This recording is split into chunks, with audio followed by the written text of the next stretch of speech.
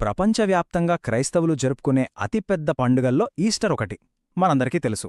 అయితే ఆ పండుగ ముగిసిన వెంటనే వచ్చే ఆదివారానికి ఒక ప్రత్యేకమైన పేరుంది. అదే దైవిక కరుణా ఆదివారం. అసలా పేరెందుకొచ్చింది, దాని వెనుకున్న అద్భుతమైన కథ ఏంటి, దాని రహస్యాన్ని మనం ఈరోజు తెలుసుకోబోతున్నాం. అవును, ఇదే అసలైన ప్రశ్న. ఈస్టర్ తర్వాత వచ్చే ఆదివారానికి దైవిక కరుణకు ఉన్న సంబంధమేంటి?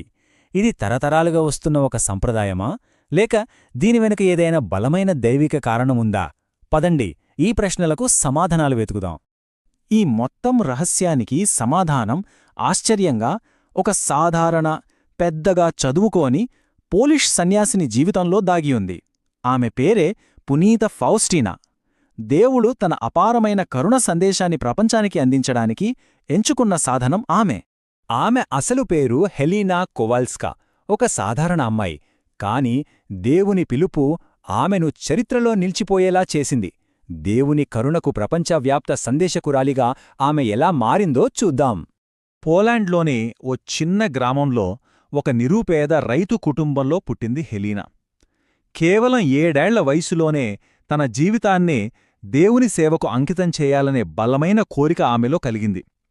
ఆ తరువాత బాధతో ఉన్న క్రీస్తు దర్శనం ఆమె సంకల్పాన్ని మరింత బలపర్చింది. చివరికి ఎన్నో అడ్డంకులను దాటి తన ప్రయాణాన్ని మొదలుపెట్టింది. కాని ఆమె మార్గమంత సులభం కాదు. ఒకవైపు తీవ్రమైన పేదరికం, మరోవైపు తల్లిదండ్రుల వ్యతిరేకత. పెద్దగా చదువుకోలేదనే కారణంతో ఎన్నో కాన్వెంట్లు ఆమెను తిరస్కరించాయి. అయినా సరే ఆమె విశ్వాసం మాత్రం కొంచెం కూడా తగ్గలేదు, అచంచలంగా నిలిచింది. ఇక సంవత్సరం 1931. రెండో ప్రపంచయుద్ధం మేఘాలు కమ్ముకుంటున్న సమయం. ఐరోపా మొత్తం భయం, అనిశ్చితితో నిండి ఉంది. సరిగ్గా అలాంటి సమయంలో ఫౌస్టీనా జీవితంలో కాదు ప్రపంచ చరిత్ర గతిని మార్చేసే ఒక అద్భుతం జరిగింది. ఒక్కసారి ఊహించుకోండి, తన గదిలో ఉన్న ఫౌస్టీనాకి ఉన్నట్టుండి అంతా ఒక దివ్యమైన వెలుగుతో నిండిపోయింది. ఆ వెలుగు మధ్యలోంచి తెల్లని వస్త్రాలతో సాక్షాత్తూ క్రీస్తు ప్రభువే నిల్చున్నారు. ఆయన ఒక చేత్తో ఆశీర్వదిస్తుంటే మరో చెయ్యి తన కరుణ నిండిన హృదయాన్ని చూపిస్తోంది. అప్పుడు ఆయన ఫౌస్టీనాతో నేరుగా మాట్లాడారు. ఆమెకు ఈ స్పష్టమైన ఆదేశమిచ్చారు. ఆ చిత్రంలో క్రీస్తు హృదయం నుండి 2 కిరణాలు ప్రసరిస్తూ ఉంటాయి. వాటికి కూడా ఒక ప్రత్యేకమైన అర్థముంది.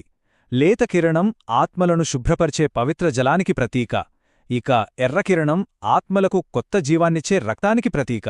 ఇవి రెండూ దేవుని కరుణ యొక్క ప్రవాహాన్ని సూచిస్తాయన్నమాట. ఆ దర్శనం తర్వాత ఫౌస్టీనా జీవితం పూర్తిగా మారిపోయింది. ఆమెకొక కొత్త లక్ష్యం దొరికింది. క్రీస్తు ఆమెను తన దైవిక కరుణకు అపోస్తలురాలు మరియు కార్యదర్శిగా నియమించారు. అంటే ఆ సందేశాన్ని ప్రపంచానికి అందించే బాధ్యతను ఆమెకప్పగించారు. ఇది నమ్మశక్యంగా లేకపోవచ్చు, కాని ఫౌస్టీనా తన జీవితకాలంలో దాదాపు 1800 సార్లు దైవిక దర్శనాలను పొందింది. వాటన్నిటినీ జాగ్రత్తగా తన డైరీలో రాసుకుంది. ఆమె ఆధ్యాత్మిక అనుభవం ఎంత లోతైనదో చెప్పడానికి ఈ సంఖ్య ఒక నిదర్శనం. దేవుని సందేశం యొక్క అసలైన సారాంశం శిక్షించడం కాదు, స్వస్థపరచడం. బాధపడుతున్న మానవాళిని నా ప్రేమతో ఆలింగనం చేసుకోవాలనుకుంటున్నాను అన్నదే ఆయన సందేశం. ఫౌస్టీనా డైరీలోని అత్యంత శక్తివంతమైన వాక్యాల్లో ఇది ఒకటి. ఫౌస్టీనా రాసిన ఆ డైరీ కేవలం ఒక పుస్తకంగా మిగిలిపోలేదు. నా ఆత్మలో దైవిక కరుణ పేరుతో ప్రచురించబడిన ఈ పుస్తకం 20కి పైగా భాషల్లోకి అనువాదించబడింది. ప్రపంచవ్యాప్తంగా లక్షలాది మందికి స్ఫూర్తినిస్తూ వారి జీవితాలను మార్చే ఒక గొప్ప ఆధ్యాత్మిక గ్రంథంగా నిలిచింది. ఫౌస్టీనా యాత్ర ఇక్కడితో ఆగిపోలేదు. దేవుని కరుణ యొక్క ప్రాముఖ్యతను ఇంకా బలంగా చెప్పటానికి ఆమెకు మరణానంతర జీవితానికి సంబంధించిన దర్శనాలు కూడా కలిగాయి. అవును, స్వర్గం, శుద్ధీకరణా స్థలం, ఇంకా నరకం ఎలా ఉంటాయో ఆమెకు చూపించబడింది. ఆమె తన డైరీలో వీటిని చాలా స్పష్టంగా వర్ణించింది. స్వర్గమనేది వర్ణించలేని ఆనందంతో నిండిన ప్రదేశమని, శుద్ధీకరణ స్థలం దేవునికోసం ఆత్మలు పరితపించే చోటని, ఇక నరకం భయంకరమైన వేదనతో, నిరాశతో నిండిన అగాధమని రాసింది. ముఖ్యంగా ఆమె చూసిన నరక దర్శనం చాలా భయంకరమైంది.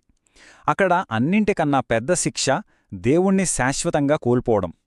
ఈ దర్శనం ద్వారా ఆమె చెప్పాలనుకున్నది ఒకటే: మానవులు దేవుని కరుణను ఆశ్రయించడం ఎంత అవసరమో తెలియజేసే ఒక తీవ్రమైన హెచ్చరిక ఇది. సరే, ఇప్పుడు మనం అసలు విషయానికి వద్దాం. మనం మొదట వేసుకున్న ప్రశ్నకు తిరిగి వెళ్దాం. ఫాస్టినా జీవితానికి, ఆమె దర్శనాలకు, ఈస్టర్ తర్వాత వచ్చే ఆదివారానికి మధ్య ఉన్న సంబంధమేంటి? ఇప్పుడు ఆ పజిల్లోని చివరి ముక్కను మనం కలపబోతున్నాం. సమాధానం చాలా సింపుల్ అండ్ క్లియర్. ఈ దైవిక కరుణ ఆదివారం అనేది మనుషులు సృష్టించింది కాదు. ఫౌస్టీనాకు ఇచ్చిన దర్శనాల్లో సాక్షాత్తు క్రీస్తే ఈ పండుగను ఈస్టర్ తర్వాత మొదటి ఆదివారం నాడు జరుపుకోమని కోరారు. ఆ రోజు పాపులందరికీ ఆశ్రయం కల్పించే ఒక ప్రత్యేకమైన రోజు అని ఆయనే ప్రకటించారు. చూడండి, 1930లలో ఒక సన్యాసినికి అందిన ఒక వ్యక్తిగత దర్శనం 2000 సంవత్సరానికి వచ్చేసరికి ప్రపంచవ్యాప్త పండుగగా మారింది. పోప్ జాన్ పాల్ II ఫౌస్టీనాను పునీతురాలుగా ప్రకటించి సరిగ్గా అదే రోజున ఈ పండుగను శ్రీసభలో అధికారికంగా స్థాపించారు. అదండి కదా. మరి ఈ భక్తిలో మనం పాటించాల్సిందేంటి? దీనికి 2 ముఖ్యమైన స్తంభాలున్నాయి. మొదటిది, దేవుని అపారమైన కరుణపై పూర్తి నమ్మకం ఉంచడం. రెండోది, మనం పొందిన ఆ కరుణను మాటల ద్వారా, చేతల ద్వారా ఇతరులు కూడా చూపించడం. ఈ 2 చాలా ముఖ్యం. దైవిక కరుణ జపమాలలో ఇదే ప్రధానమైన ప్రార్థన. ఈ ఒక్క ప్రార్థనలో మొత్తం సారాంశముంది. క్రీస్తు పడిన శ్రమలను గుర్తుచేసుకుంటూ ఆయన కరుణను మనకోసం, అలాగే మొత్తం ప్రపంచం కోసం అభ్యర్థించడం. ఒక్కసారి ఆలోచించండి. చదువులేని పేదరికంలో ఉన్న ఒక సన్యాసిని యొక్క విశ్వాసం ఈరోజు ప్రపంచవ్యాప్త భక్తికి దారితీసింది. ఇది మనందరికీ ఒక శక్తివంతమైన విషయాన్ని గుర్తుచేస్తుంది. దేవునిపై మనకున్న చిన్న నమ్మకం, ఇతరులపై మనం చూపే చిన్న కరుణ కూడా ఈ ప్రపంచంలో మనం ఊహించలేని గొప్ప మార్పును తీసుకురాగలవు. ఫౌస్టీనా జీవితం మనకు ఇచ్చే స్ఫూర్తి ఇదే.